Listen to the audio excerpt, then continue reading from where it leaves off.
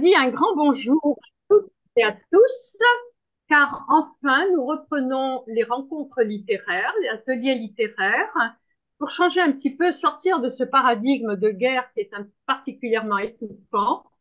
Il est vrai que depuis le 7 octobre, nous ne sommes plus les mêmes et je pense que malheureusement nous ne serons plus les mêmes. Et aujourd'hui, je voudrais démarrer cet atelier avec Josiane Sbero, qui n'est plus à présenter pour la plupart d'entre vous, mais que je vais quand même présenter. Josiane, dans ce livre qui s'appelle L'école de l'exil, qui est paru aux éditions Ballant, va nous promener entre Gabès, Sousse, Israël, le kibbutz Nekba sur la frontière avec Gaza, le retour à Tunis et la France, le Val d'Oise, où elle a une carrière de chef d'établissement d'éducation nationale et directrice d'établissement d'éducation spécialisée.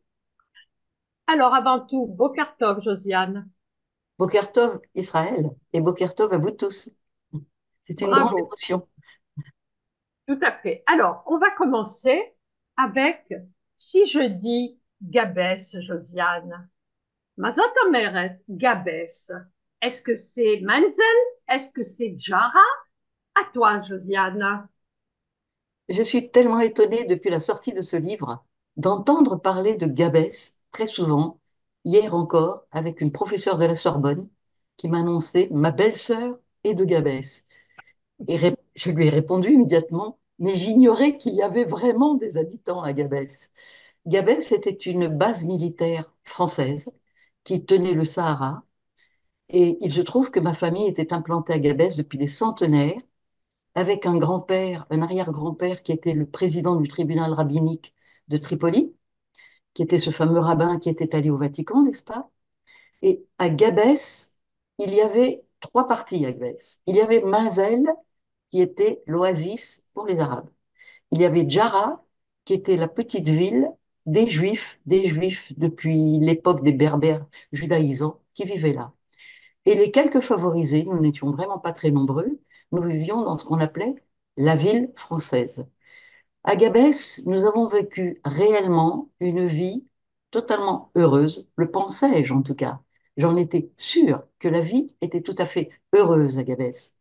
Pourtant, au fond de mon école, quand j'y ai réfléchi par la suite, quand j'ai découvert cette dichotomie, quand j'ai vécu en Israël et que des Gabésiens m'ont parlé, j'ai découvert que ce que l'on appelait l'école juive, qui était au fond de la cour et qui était un lieu où nous ne devions pas approcher, les enfants n'entraient pas par la même entrée que nous à l'école, ils faisaient tout le tour par l'oasis.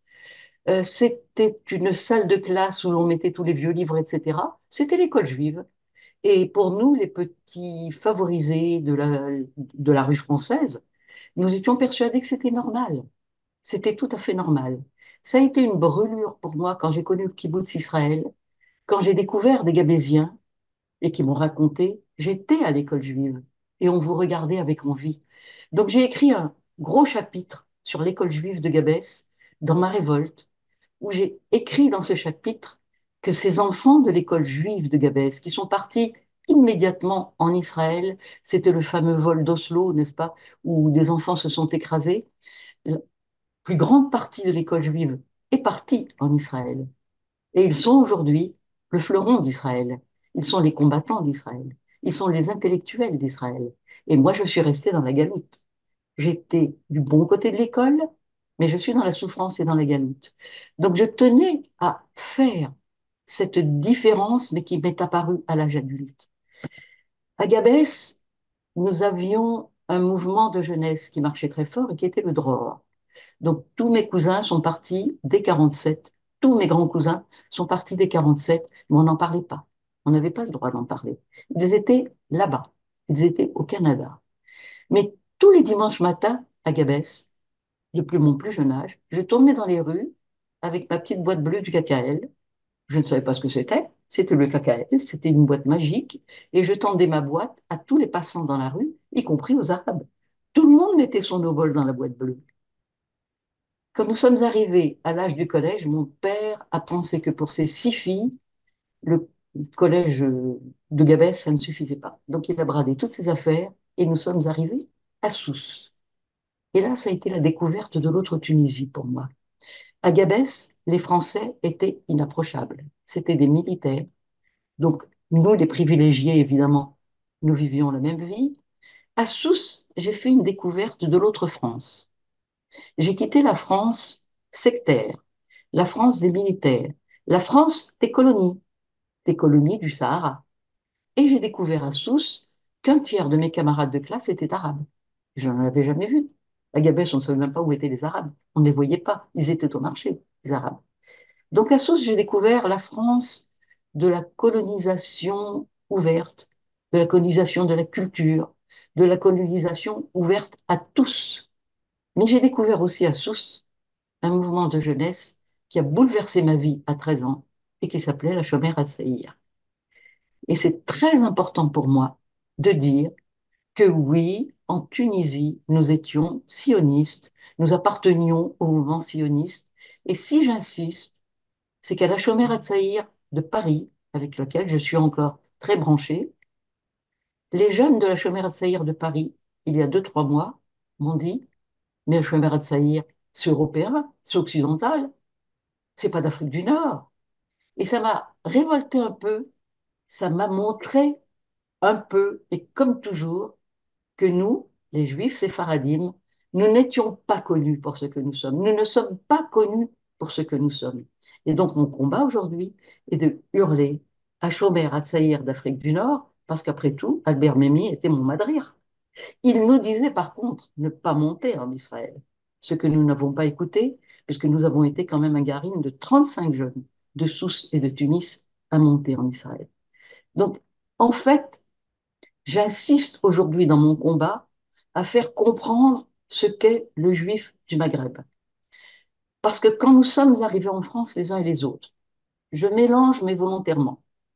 Quand nous sommes arrivés en France, dans les années 62, au moment de la décolonisation, nous avons découvert l'horreur des camps et comme les Ashkénazes, qui se sont tus pendant 40 ans, les Juifs séfaradimes en France et en Occident, nous nous sommes tus aussi pendant 40 ans.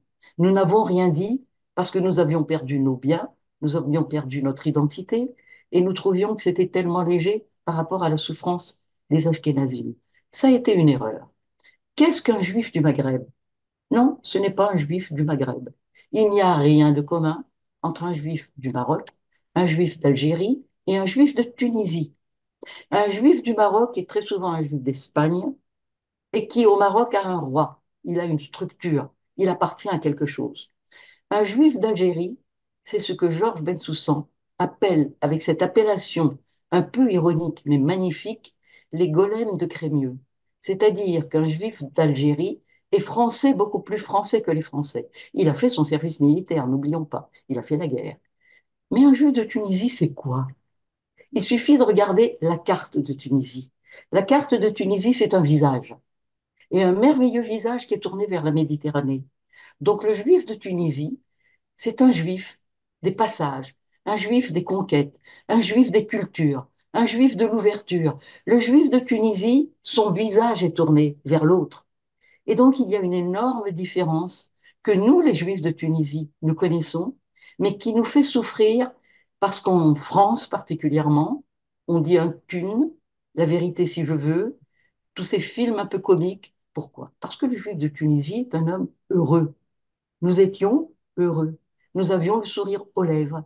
Nous avions le soleil. Nous avions la plage. Nous avions le bonheur. Mais quel bonheur!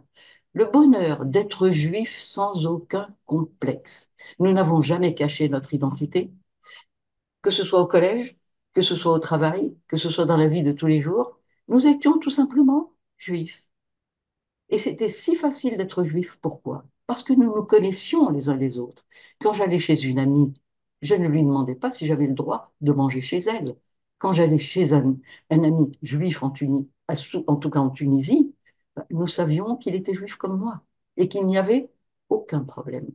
Donc en fait, cette vie protégée de Tunisie et en même temps ouverte sur l'autre, mes meilleurs camarades étaient brusquement arabes.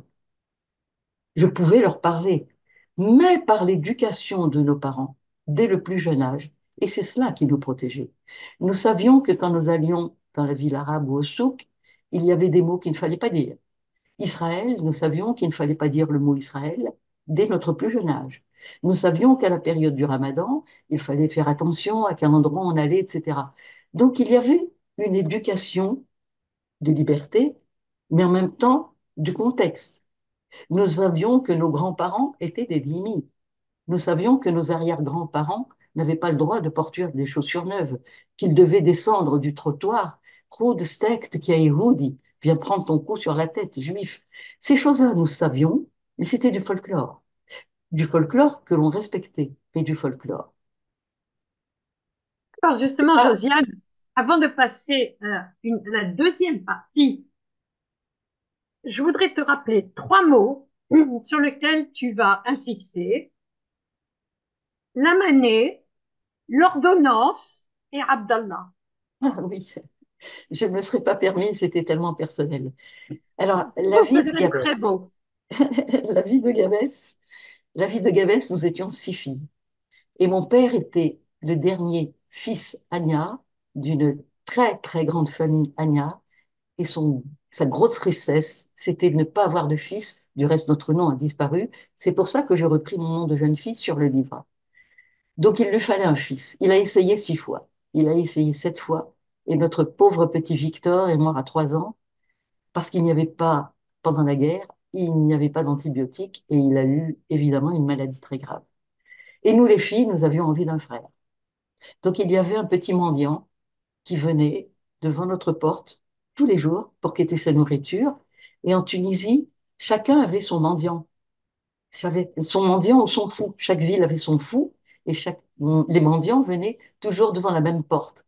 Donc, à Abdallah, nous étions d'une famille très, très protégée et opulente. Les filles, on descendait tous les jours et il nous avait raconté que ses frères l'avaient chassé de la maison à la mort de son père. À force de discuter avec lui, nous étions entrés dans une idée complètement folle. Abdallah pouvait être notre frère. Mon père devenait fou avec ses 6 filles. Nous avons mené la comédie pendant des mois. Et un jour, nous avons décidé toutes les 6 de rester. Enfin, nous n'étions que 5, puisque la dernière était trop jeune. Nous avons décidé de rester assises par terre dans la rue à côté d'Abdallah. Ça a été monstrueux. Monstrueux, les fils du notable. Eh bien, Abdallah, nous l'avons adopté. Il est devenu un frère jusqu'à l'âge de 20 ans. Il est resté musulman, évidemment. Mes parents ne l'ont jamais converti. Il descendait au garage faire ses prières. Il connaissait tout du judaïsme. Et Abdallah était notre censeur. Quand nous faisions quelque chose qui était à côté, il brandissait le doigt et il disait, je vais le dire au patron. Il appelait mon père le patron. Donc, en fait, ce frère a été un moment extraordinaire de notre vie. Je dois dire qu'à l'âge de 20 ans, c'était ce que l'on appelait les événements en Tunisie, c'est-à-dire la guerre d'indépendance. Un jour, il disparaissait de plus en plus, on ne savait pas où, il ne disait rien. Et mes parents parlaient très peu. Et un jour, il est venu enveloppé dans un burnous, il est venu nous embrasser et il nous a expliqué qu'il était devenu Félaga. Donc en fait, je pense. Est-ce qu'il vous l'a annoncé en chantant la berceuse de Mozart, Mon bel ange, il va dormir, les oiseaux vont venir, hein. Oui, il chantait Mozart. Mon bel ange, il va dormir, les oiseaux, ils vont venir. Ça, c'était vraiment le folklore. Quant à la manée, les enfants de la ville européenne à Gabès, nous étions juifs et chrétiens complètement ensemble. C'est-à-dire que le jeudi, les jours de congé, il n'y avait pas d'autre lieu que la manécanterie à l'église. Et nous étions avec le curé, avec les bonnes sœurs, les cours de piano, évidemment, les spectacles que l'on organisait. Et la manée, c'était pour nous tous. Et je raconte dans mon livre comment c'était la guerre. On n'hésitait pas à aller voler les morceaux de cierge pour faire du chewing-gum. Nous étions très, très jalouses des petites communiantes, mais je vous garantis qu'à Gabès, pendant les fêtes juives, tous les enfants chrétiens venaient avec nous, parce qu'à Pourim, par exemple, il fallait faire le tour de toutes les familles juives avec les gâteaux enveloppés dans la serviette. Et de famille en famille, je donnais ma serviette avec les gâteaux, de la famille qui me redonnait ses gâteaux avec la serviette, qui repassait. Et à Pourim, à Gabès, il y avait quelque chose de très joli. La rue se transformait en casino. Les garçons fabriquaient des planches à roulettes sur lesquelles ils mettaient des jeux Et comme on recevait de l'argent des étrennes, ces étrennes, on était assis par terre, dans la rue, dans la seule rue de Gabès, et on jouait au casino, à rejouer avec nos étrennes. Et à Pessard, par contre, il y avait une tradition que je n'ai jamais vue ailleurs qu'à Gabès. C'était Ami Bessa. C'était Tonton Pâques qui venait dans les maisons avec les enfants venaient avec le déguisement de Moïse, etc. Ils entraient dans les maisons et ils chantaient une chanson dont je n'ai plus toutes les paroles, mais je me souviens que cette chanson, Ami Bessa Ahmed, Ami Bessa tombé mort. Et pour se réveiller, tonton Pâques, il fallait leur donner des choses pour leur pique-nique.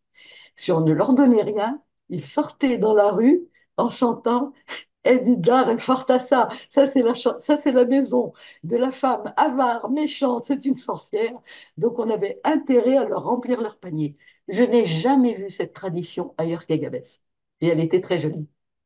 Alors, Josiane, à Gabès, les Gabésiens avaient comme habitude d'aller également en pèlerinage à El Hama sur la tombe del Marabi. Oh, merci. Merci de me rappeler tous ces souvenirs parce que vraiment, ça ne me revient pas à la tête.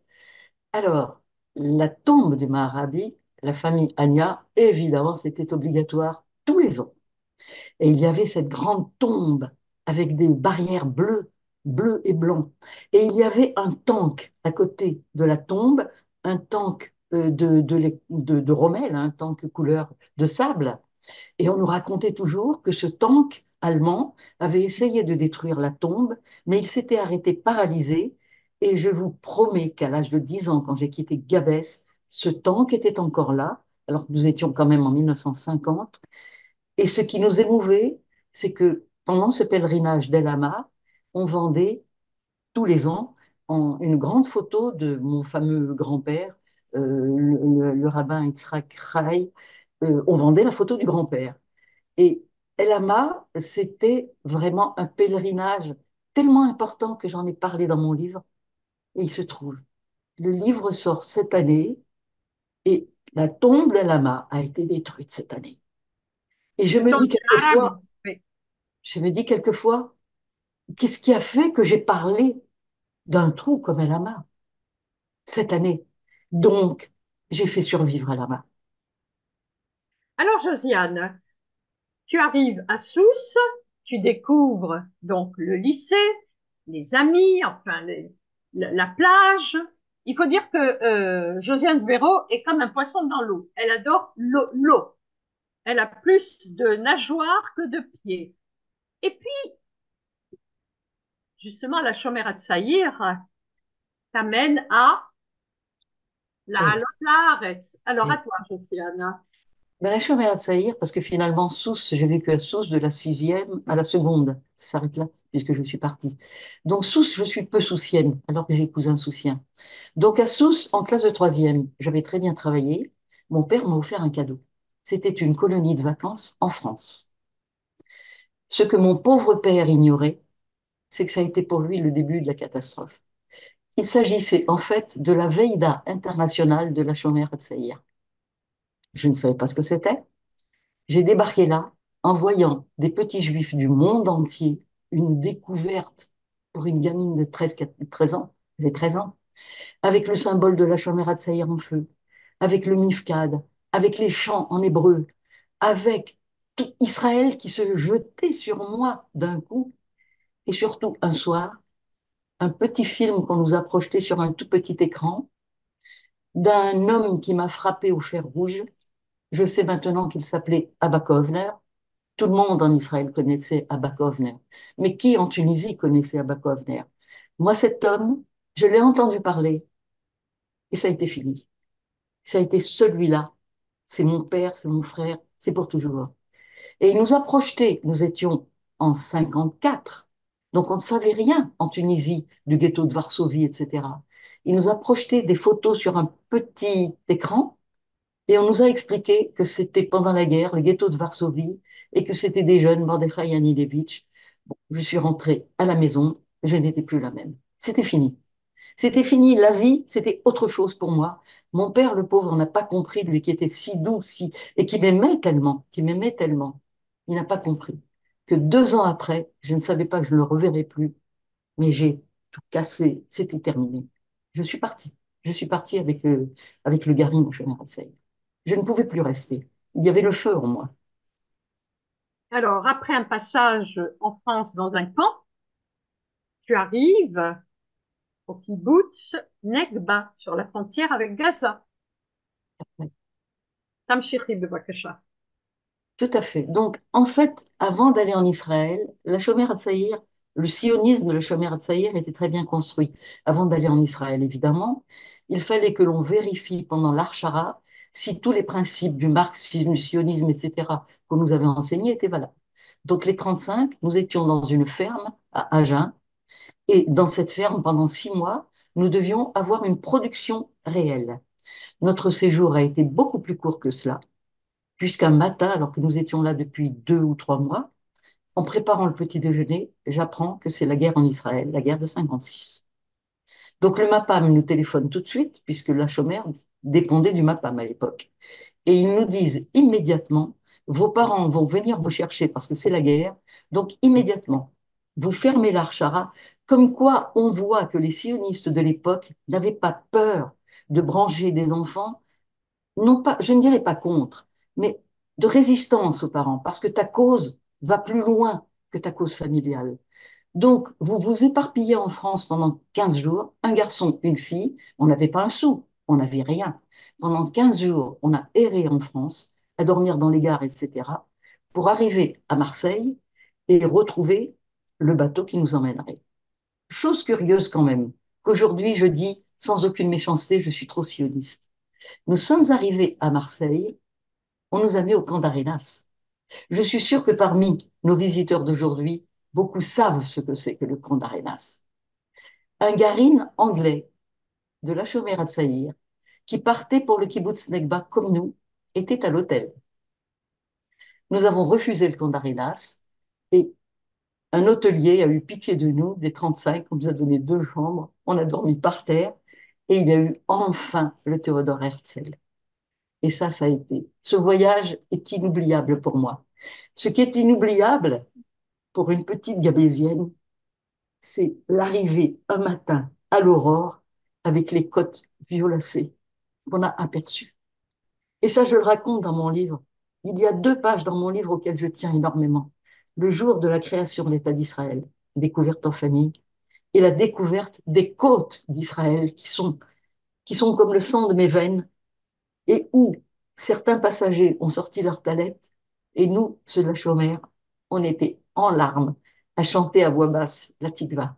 C'était le commencement de la fin de notre aventure en quelque sorte.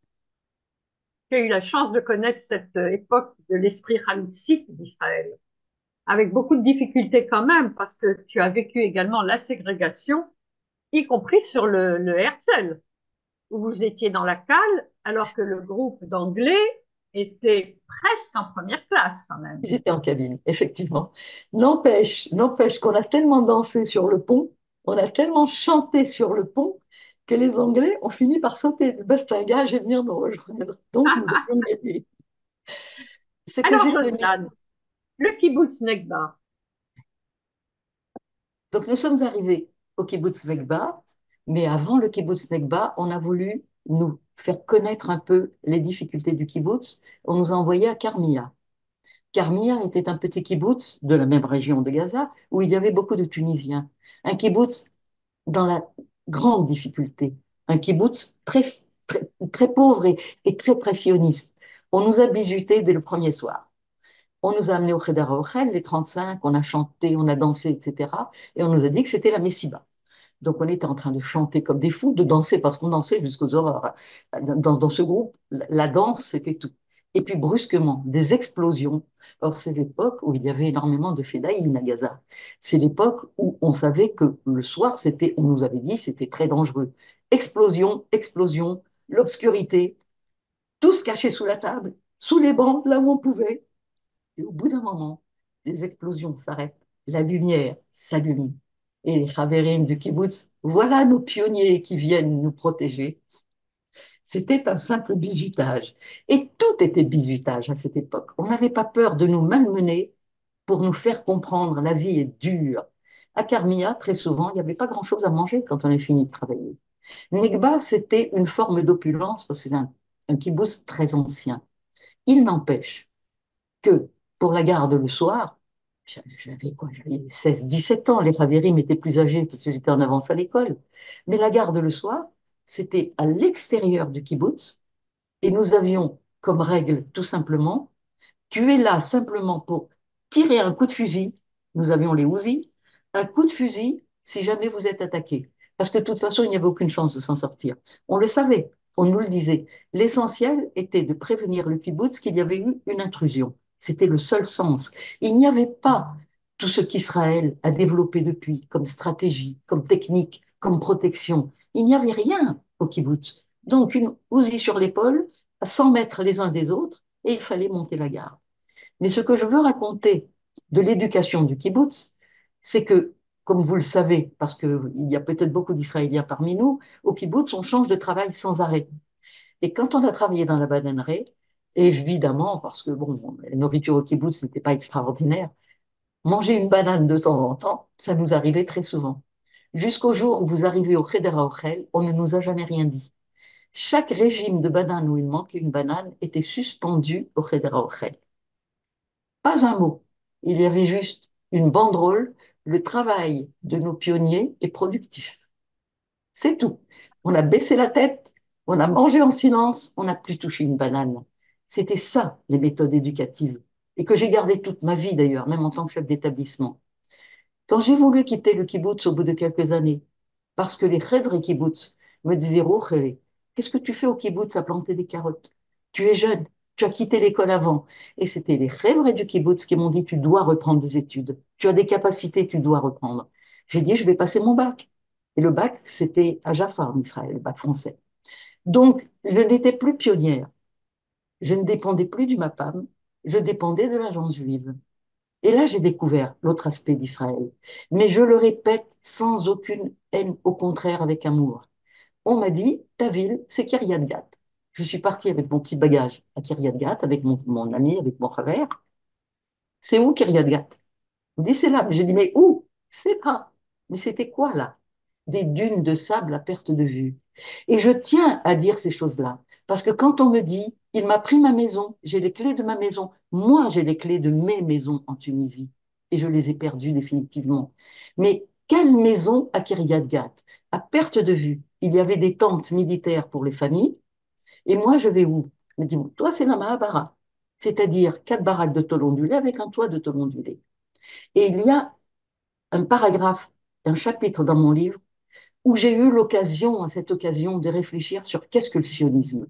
Le sionisme, qu'on m'a inculqué dès l'âge de 13 ans à la Chomère, c'était le marxisme, c'était l'égalité, c'était la libération du peuple juif, c'était.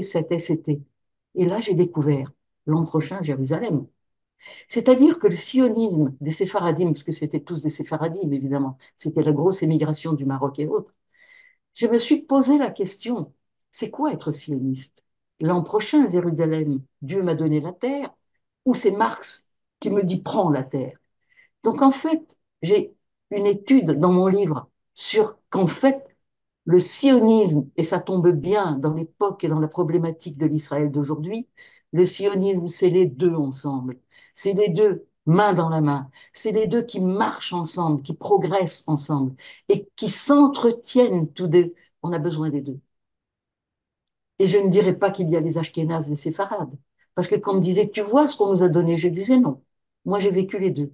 Les Ashkénazim ont asséché les terres, ont vécu la malaria.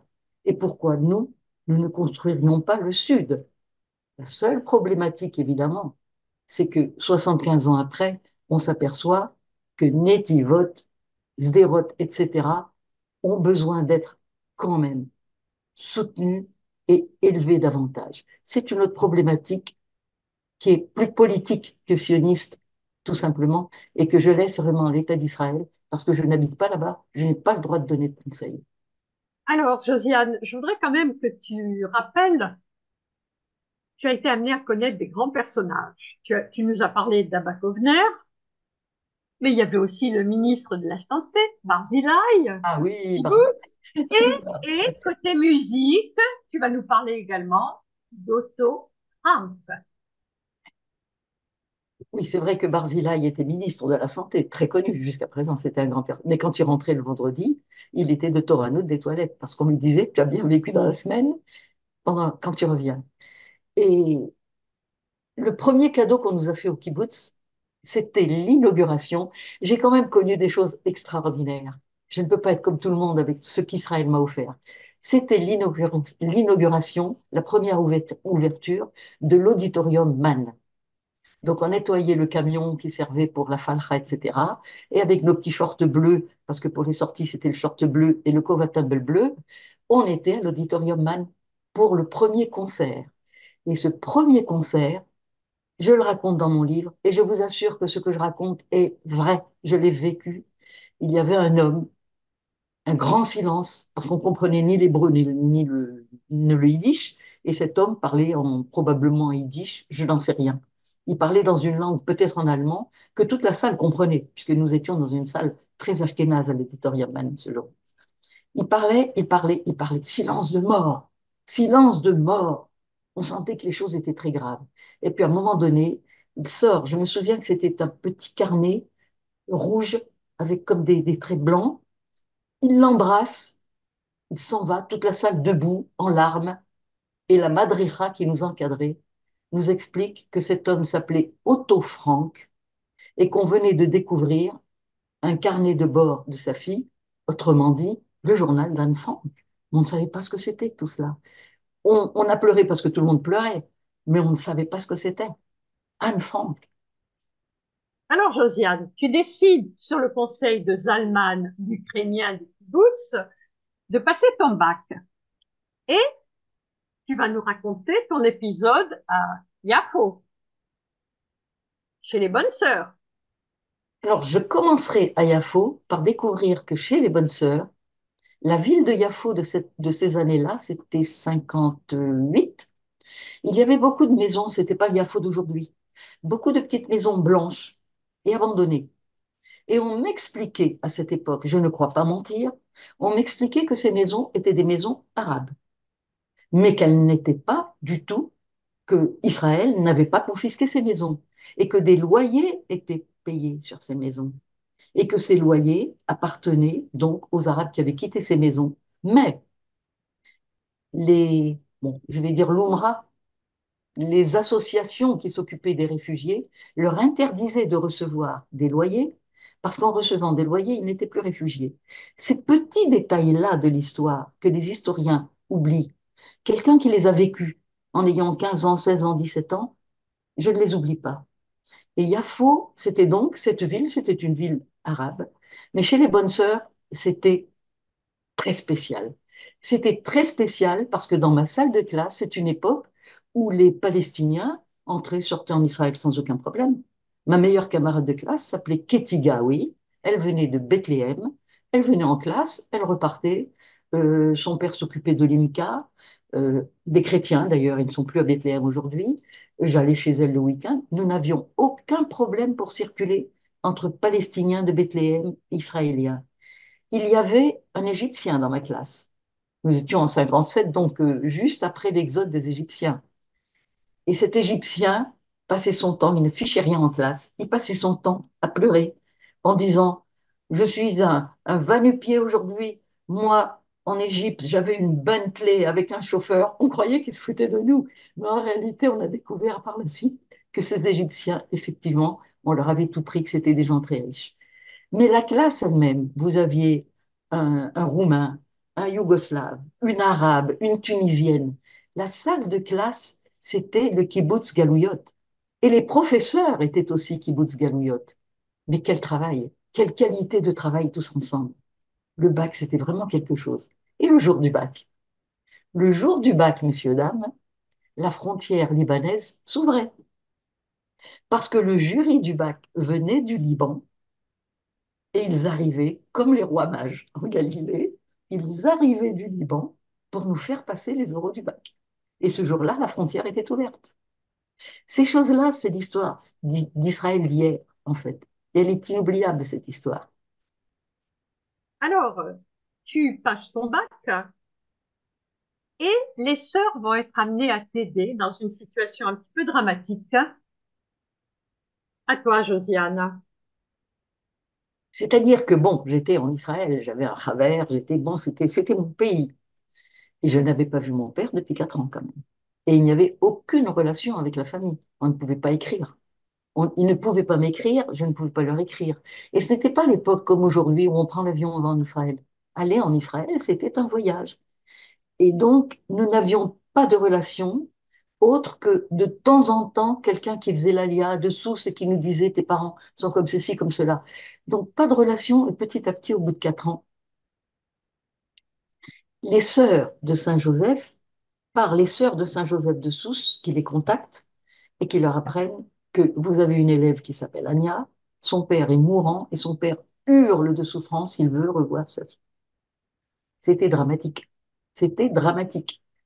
Et je ne pensais pas pouvoir retourner en Tunisie, d'autant plus que j'avais eu l'appel de l'armée, j'avais fait ma préparation et une fois qu'on était en appel de l'armée, il a fallu quand même s'y plier, les appels étaient de plus en plus pressants, c'était dramatique.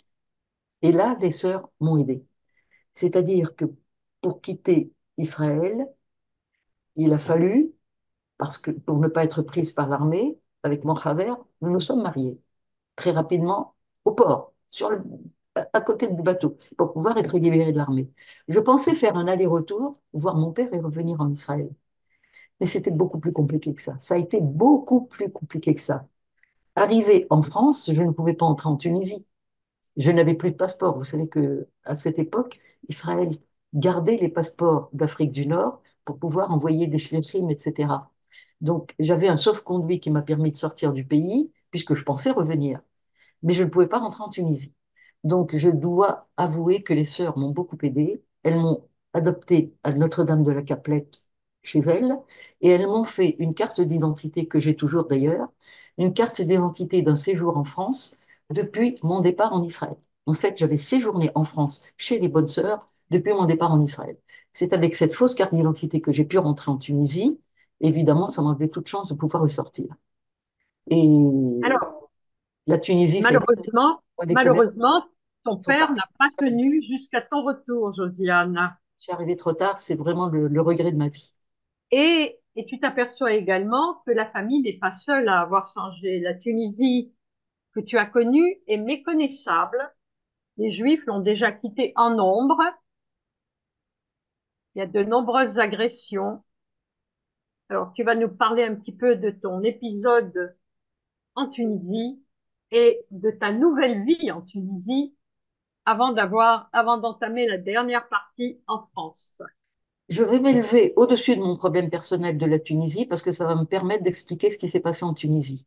Bourguiba a été un président que les Juifs tunisiens, avant son arrivée, étaient persuadés que ce serait un bon président pour les Juifs. Mon grand-père paternel, si mon arrière-grand-père était rabbin, mon grand-père paternel était un despourien. Donc, en fait, Bourguiba s'est présenté comme ami des Juifs pendant la période où j'étais en Israël, évidemment. Il y a même eu un ministre juif, Barouch, l'oncle de Claude Barouch, le fameux sioniste avec lequel j'ai tellement travaillé ici en France. Et il a sorti une loi qui était extraordinaire d'intelligence. Bourguiba, c'est un dieu pour son pays, d'une intelligence, mais pour nous les Juifs, une catastrophe. Il a sorti une loi, le service militaire durait 3 ans. Tout petit musulman qui passait son certificat d'études français, les 25 000 enseignants de Tunisie étaient des juifs tunisiens, parce que nous étions tunisiens la plupart, en dehors des juifs, des quelques juifs français et des juifs italiens. Nous étions tunisiens. Les 25 000 enseignants de Tunisie étaient donc juifs. Tout Tunisien musulman qui passe son certificat d'études est dispensé du service militaire. Donc le certificat d'études s'est passé à tire-larigot. Mais la trappe-nigo, tout enfant musulman qui avait son certificat d'études se retrouvait instituteur à la place d'un juif dans les écoles l'année d'après. Et mieux encore, directeur. Ce qui fait que les juifs enseignants qui travaillaient dans les grandes villes se retrouvaient repoussés de plus en plus dans des villages franco-arabes jusqu'au jour où l'enseignement se ferait en arabe. C'est-à-dire l'islamisation de la Tunisie, que faire? Donc en fait, les juifs n'ont pas été chassés de Tunisie. Mais le docteur André Naoum de Sarcelles, qui était directeur d'une grande clinique, qui est arrivé un beau jour en trouvant un nouveau directeur qu'il ne connaissait pas, musulman, et qui lui dit, c'est moi le nouveau directeur, comment et moi? Toi, je ne sais pas. Le docteur André Naoum disait toujours, on ne nous a pas chassés de Tunisie. On nous a mis de la glycérine et nous avons glissé. En fait, les Juifs de Tunisie ont été évacués petit à petit, puisque chaque Juif patron d'une entreprise devait prendre un musulman majoritaire, même s'il était propriétaire de la totalité du capital. Donc cette Tunisie était difficile et à Sousse, une loi est sortie. Donc Raoul Sberro, celui qui est devenu mon mari, était un chef scout très sioniste, très militant, qui s'occupait des étudiants juifs. Or, je ne le savais pas, une loi était sortie que 10 juifs ensemble ne pouvaient pas se réunir dans la rue. Attention, c'était pour les protéger. Tout ce qui était interdit pour les juifs, c'était pour les protéger. D'ailleurs, un petit peu en France aujourd'hui aussi. Et mon mari, celui qui est devenu mon mari, que je ne connaissais pas du tout, qui était directeur d'école à Sousse, était très têtu et a continué à s'occuper des étudiants juifs en local, etc. Je passe au commissariat un jour et on me dit, comment vous allez faire, vous les juifs, maintenant qu'on a exilé votre patron? J'ai dit, je prends la suite. Je ne connaissais pas le patron, je ne savais pas la suite de quoi, mais c'était l'esprit à chômeur, je prends la suite. J'en ai pris pour 50 ans, puisque il est devenu mon mari. Alors, la suite de quoi? C'était la suite des étudiants juifs en réalité, que j'ai prise effectivement. Et ce bonhomme, directeur d'école, avait été exilé où? Exilé à Djerba, mais pas le Djerba des Club Med, qui n'existait pas, dans un petit village où il n'y avait pas d'eau, pas d'électricité, à 500 kilomètres de Sousse, un petit village qui s'appelait Beni Mahagel et que Raoul Sberro avait surnommé Beni Magueule. Parce que Raoul Sberro, qui était plus âgé que moi, avait eu 4 ans d'interdiction d'école sous les Allemands, puisque les Allemands étaient en Tunisie, parce qu'il était juif, se retrouve directeur d'école de la France, des diplômes français, retiré parce que la France a quitté la Tunisie, exilé par les Tunisiens parce qu'il s'occupe des Juifs. Raoul Sberro, à lui tout seul, c'est la destinée du peuple juif. Et effectivement, j'ai travaillé avec lui et il est devenu mon mari et nous nous sommes beaucoup battus tous les deux, beaucoup. Alors, Josiane, vous aurez compris, chers amis, qu'elle est intarissable. Et on va entamer maintenant la partie Josiane et Raoul en France, parce que vous avez mangé de la vache enragée. C'est très dur, oui. Ça a été très dur parce qu'en arrivant en France, nous nous sommes sauvés de Tunisie une nuit, alors que j'enseignais au lycée. Mon mari était directeur d'école à Djerba à 500 kilomètres. Mais enfin, nous avons eu notre premier bébé qui avait 3 4 mois. Un médecin arabe, musulman, ami de la famille, prévient mes beaux-parents. Le gouvernement a découvert que Josiane avait été en Israël. Il faut partir cette nuit même. Il faut partir tout de suite. Nous avons laissé la voiture en bas de la maison, les clés de la maison à la voisine de palier qui était arabe, du linge étendu sur la terrasse pour bien montrer qu'on était là. Et grâce à l'aide de ce médecin juif, médecin musulman dans sa voiture, enfin dans un taxi, nous sommes allés à Tunis, sans valise, sans rien. Vous partez où? Le médecin nous a fait une autorisation que le bébé qui avait 3 mois était très malade et que nous allons revenir demain. Nous allons en France, nous allons revenir demain. Parce que la Tunisie avait sorti une loi que les enseignants juifs, pour quitter le territoire, avaient besoin d'une autorisation. Ils n'avaient peur qu'on s'en aille. Et cette autorisation pour nous, ça a été cette autorisation du médecin qui nous a sauvé la vie. Donc, arrivé en France, eh ben, rien. C'est pas seulement qu'on n'avait rien, on n'avait rien. Donc, pour vivre en France, le DEJ venait de se créer, qui est devenu le centre de Lafayette, là, à Paris, qui organisait des colonies de vacances. Donc, on nous a confié un terrain où il y avait des grandes colonies de vacances du DEJ, parce que c'est l'époque où les Juifs commençaient à venir d'Algérie de partout. Donc, les colonies de vacances, c'était en fait des camps de réfugiés de tous ces enfants dont les parents allaient arriver bientôt de France. Mon mari avait la direction et moi, je faisais la gestion de la colonie de vacances. Donc, nous sommes restés là plusieurs mois sous la tente, le soleil, etc. Et puis, les colonies de vacances s'arrêtent parce que les enfants vont à l'école et les libéraux vont aller où avec leur bébé? On n'avait pas où aller. Donc, une tente dans la forêt de Chantilly et nous sommes restés là. La tente dans la forêt de Chantilly, Quand il a commencé à pleuvoir et autres, c'était pas très rigolo. Donc la forêt de Chantilly, c'était aussi le lieu d'une maison d'enfants très connue, le Châte-à-Simon, la Versine. Donc la Versine nous a proposé un travail. Je ne m'étendrai pas là-dessus parce que la Versine, la directrice de la Versine, est quelqu'un de très connu qui a eu un passage au moment de la guerre qui était fabuleux. Mais cette maison, ça a été très dur. Je ne m'étendrai pas davantage, ça a été très dur. Je l'explique en quelques mots dans le livre. Nous y avons passé une année terrible. Une salle dans les combles là-haut, très mal payée. La douche à Chantilly, une fois par semaine, c'était terrible. Nous n'étions pas français. Nous étions sans papier. Nos diplômes, bien que français, n'étaient pas reconnus. Nous n'avions pas le droit de travailler sans un certificat de séjour et nous ne pouvions pas avoir le certificat de séjour si nous n'avions pas un certificat de travail. Donc nous ne pouvions travailler que dans des maisons juives qui acceptaient de nous faire un certificat de travail, mais je n'ai pas honte à dire exploités à mort. Après tout, nous n'étions que des juifs tunisiens. Exploités à mort. Donc nous avons fait des maisons d'enfants. Ça a été très dur, très très dur. Et au bout de 5 ans, enfin français. Enfin français. Et c'est là que je veux dire, quand les immigrés d'aujourd'hui se plaignent, merci à toutes les ONG qui font le nécessaire pour aider les immigrés.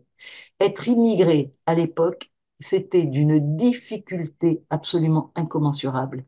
Mais cette condition d'immigré m'a tellement servi quand je suis entrée à l'éducation nationale pour m'occuper d'immigrés. Ça m'a énormément servi. Parce que je pouvais dire, me racontez pas de salade, je connais, je connais. Donc je ne vous ferai pas de cadeau, enfants d'immigrés, parce que je vous aiderai à sortir de votre peau d'immigré. Et là, Josiane, 68 arrive et tu es nommée dans une structure SES, section d'éducation spécialisée. Et là, il y a des petits, tu en parles avec beaucoup, beaucoup d'affection, en fait, envers ces petits enfants que tu as amenés à la connaissance et qui, bien sûr, un jour t'ont interpellé en disant, mais madame, vous êtes juive? Oui, alors en fait, j'avais des diplômes bac plus 6 pratiquement. Et en 68, quand j'ai été nommée à l'éducation nationale, bac plus 6, peu de personnes les avaient. Pour ceux d'entre vous qui avaient connu la France à l'époque, on utilisait en collège des PEGC, c'est-à-dire simplement des instituteurs que l'on titularisait. J'avais été élève de Yankelevitch, l'élève de Gurvitch, l'élève de Duvigneau, l'élève de Marienstrass, l'élève de ces grands personnages de l'éducation nationale. J'avais enseigné en lycée en Tunisie, et là on me dit, on vous prend à l'éducation nationale, mais à condition secteur enfant inadapté. Je ne savais pas ce que c'était qu'un enfant inadapté. Moi j'enseignais le philo, je l'avais jamais vu. Et on me nomme à la direction directement. J'étais très jeune. Je vois l'inspecteur d'académie, je lui dis, qu'est-ce que c'est? Il me dit, ce sont de nouvelles structures, elles seront ce que vous en ferez. J'ai dit, ce que j'en ferai. On me dit oui. Eh bien, chers enfants, pendant 30 ans, j'ai fait ce que je voulais.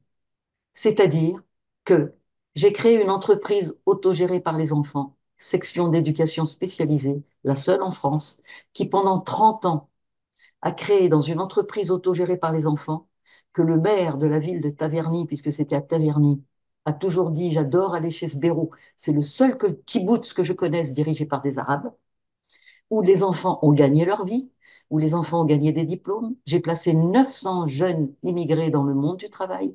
Je vis parmi eux aujourd'hui. Ils me respectent encore aujourd'hui. Ils sont devenus pères et mères de famille. Ils sont devenus respectueux de la France.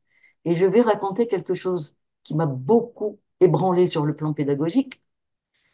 Chaque année, je faisais vivre toute la structure. J'avais 13 nationalités, dans l'une des nationalités. Et on faisait un petit musée, etc., du pays dans l'année. Quand on est arrivé à la Tunisie, nous avons fait le panneau administratif. Il y avait ma carte d'identité écrite en arabe. Et je voyais des murmures dans la SECPA, sans arrêt, des murmures. À la fin, j'ai attrapé l'un d'eux. J'ai dit, mais qu'est-ce qui vous arrive aujourd'hui? Et il y a un petit qui me dit, Madame la directrice, on peut, cette phrase, elle m'est restée dans la tête, on peut vous écrire en arabe.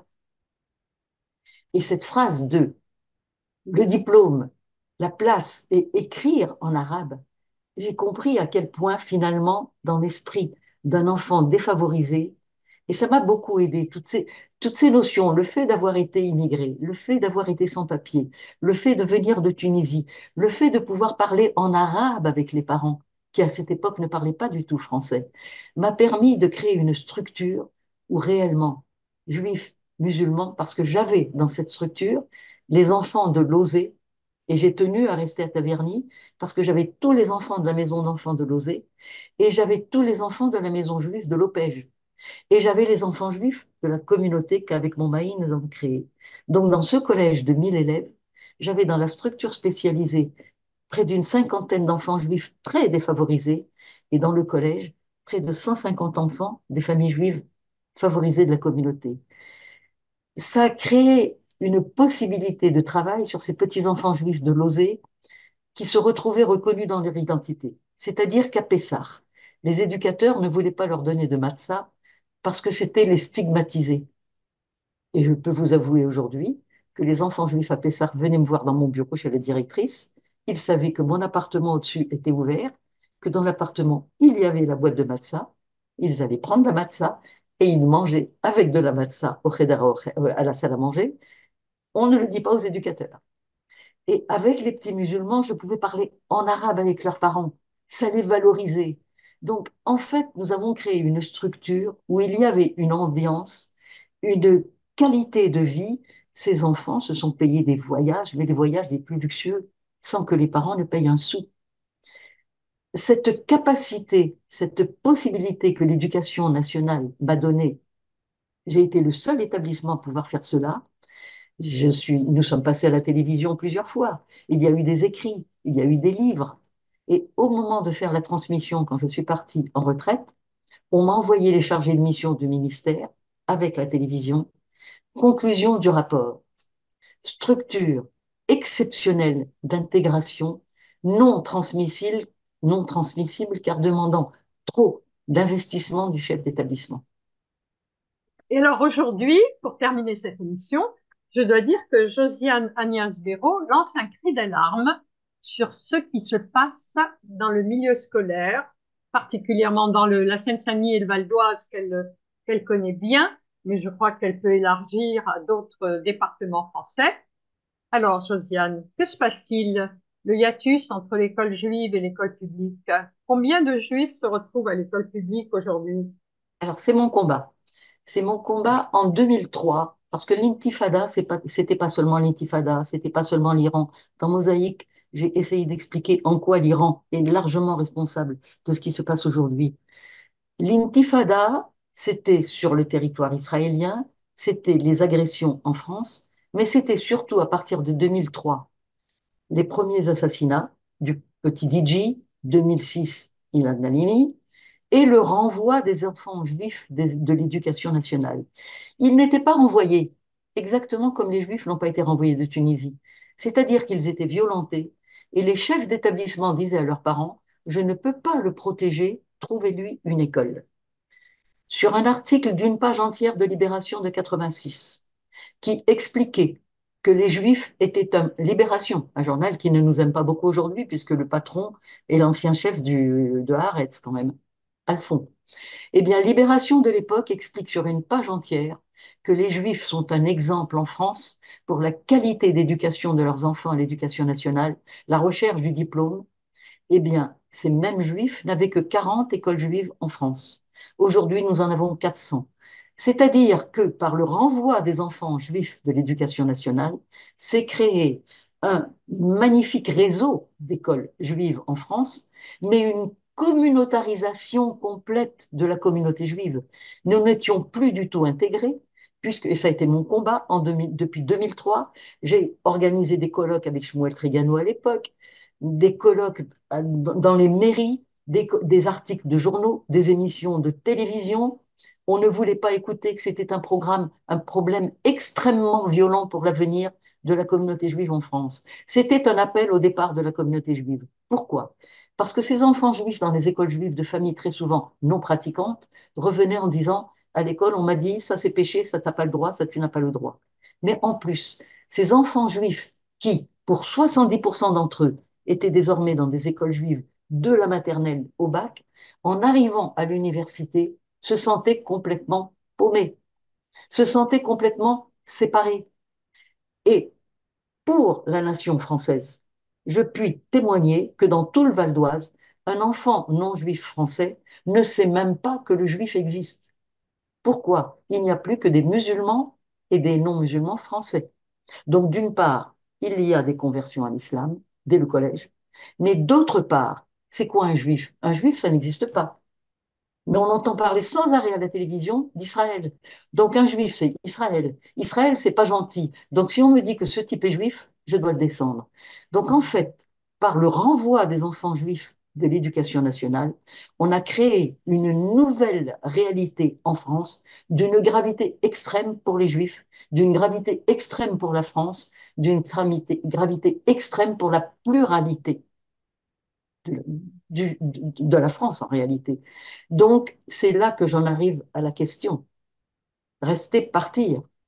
La question est très sérieuse et elle se pose à nous tous. Je reçois Georges Bensoussan cette semaine dans ma communauté pour en parler. Nous organisons des conférences, puisqu'avec mon mari, nous avons créé une énorme communauté qui, depuis 40 ans, travaille, diffuse. Nous sommes reconnus par les pouvoirs politiques, nous sommes très ouverts. Et nous travaillons à faire savoir que nous sommes juifs, nous sommes ouverts, nous sommes sionistes et nous avons le droit à la parole. Donc je reste en Val d'Oise parce que dans le Val d'Oise, il y a des communautés en difficulté comme Garges-les-Gonesse, comme Sarcelles. Et si des gens qui sont reconnus par le pouvoir politique, que je peux mettre en avant, je suis chevalier de l'Ordre du Mérite, je suis chevalier des Palmes académiques. Vous savez l'histoire de deux juifs tunisiens sans papier, Josiane et Raoul Sberou. Mon mari est décédé, mais à Hermont, la rue de la Gare s'appelle rue Raoul Sberro. Et je suis chevalier de l'Ordre du Mérite et des Palmes académiques. Voilà l'exemple de ce que deux juifs tunisiens peuvent donner à la France, tout en restant sionistes, convaincus et amoureux de l'État d'Israël. Merci, Josiane. Chers amis, nous allons passer aux questions, car on pourrait même en faire une deuxième émission. Josiane, il y a toute la partie de la Grèce et autres. Je vous invite vraiment à lire ce livre qui est un monument, L'école de l'exil aux éditions Ballant. Et maintenant, vous pouvez ouvrir vos micros. Josiane Agnès Béraud vous attend pour vos questions. Gérard, tu as sûrement quelque chose à dire quant à l'éducation dans les écoles Moi, juives. moi, ce que je veux dire, c'est que lorsqu'elle a parlé de Taverny, bon, j'avais fait ma formation d'éducateur à la maison d'enfants de Taverny C'est avec pas... monsieur et madame Bott. Oui, exactement. Voilà. Et C'est pas c'est vrai. Frida qui était éducatrice Oui, chef. Voilà. oui, Et donc, ça m'a rappelé de bons souvenirs. Et effectivement, donc, moi, à cette époque-là, bon, j'étais pas religieux. J'étais dans un pavillon avec des adolescents, des adolescents, ils avaient entre 15 et 17 ans. Parce que ceux qui étaient 18 ans étaient au château, donc dormaient au château. oui. OK? Et je sais que bon, c'était une année extraordinaire pour moi. Donc et lorsque tu as parlé de Taverny, tout de suite, je me suis rappelé dans les années 71-72. C'est extraordinaire. Voilà. Alors, cher Gérard, nous avons, il y a 3 jours, enterré, ça a été très dur pour moi, Richard, qui était à l'époque où vous y étiez, puisque j'étais avec le père Bott, pour moi c'était une idole le père Bott. Ouais. Richard était tout à fait débutant, Richard Joseph Verg, qui a été un très grand éducateur et qui est décédé il y a 3 jours. Bon. C'était, ça a été un moment terrible pour moi. Voilà. Donc, lorsque tu as parlé de Taverny, tout de suite, ça m'a fait tilt.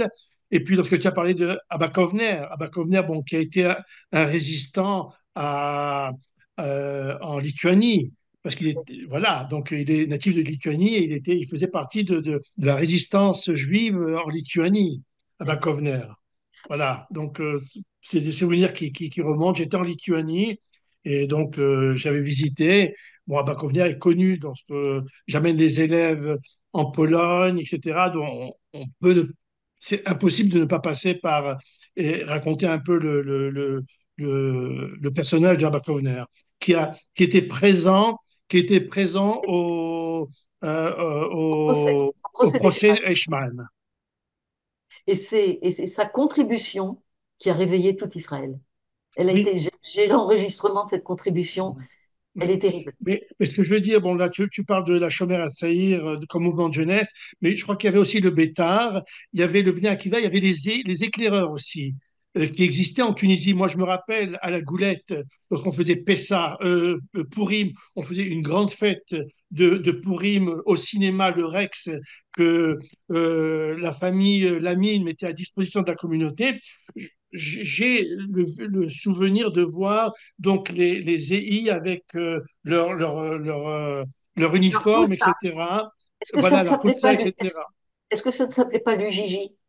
Je ne sais pas, moi j'avais Oui, oui, Le oui, oui, JJ, oui, le oui, oui, JJ, parce que bon, moi UGI j'avais 10 ans, avec 9 10 Claude ans, Gris. donc j'avais Josiane 9 avec 10 Claude ans. Gris.